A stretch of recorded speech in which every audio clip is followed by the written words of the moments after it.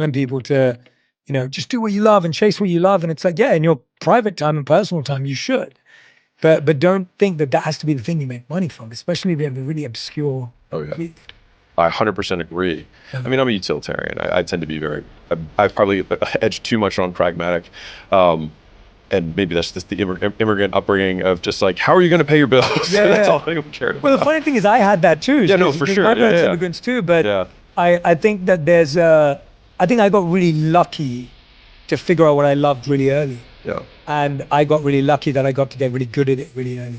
I had this mentor really early on in my career who said, never do what you love because then it becomes work. And so just a completely counter take. And this guy was a guy who just had he had 3 or 4 stores that he ran, and he retired at age 28. And not as a gazillionaire. I think he made something, probably like $30,000, $40,000 a month, take home.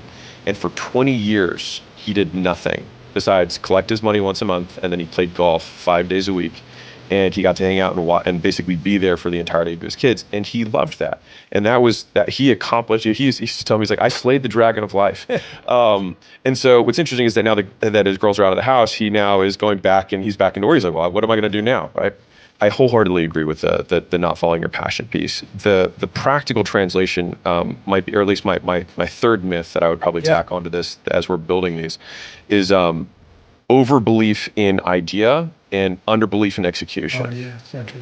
And so there's 2 elements to this. So one is that I think many people who are intimidated to start believe that they have to start the next Facebook.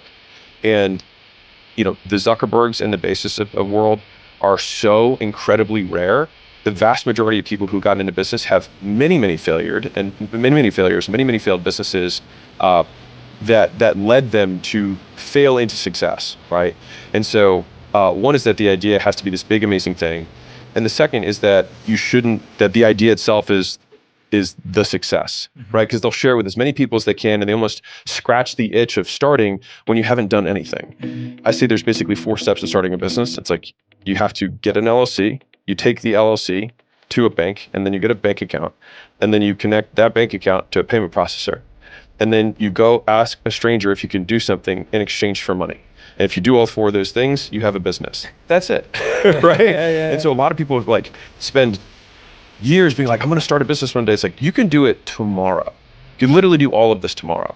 And then it's like, okay, well then how do I get the person to exchange money? It's like, well, you reach out to the people right? You open your phone, you look at the 400 contacts you have there, you open up your Facebook profile, you have 300 friends, you look at those friends, and then you just say, hey, you send a personal video, send a personal text, and say, hey, I am starting this thing. This is what we're doing. This is what I'm solving. Do you know anybody? That's it. And so it's not even like you're asking your friends to buy something from you. What's interesting though is that 90% of the time the person who responds is, oh, you could do that for me if you want.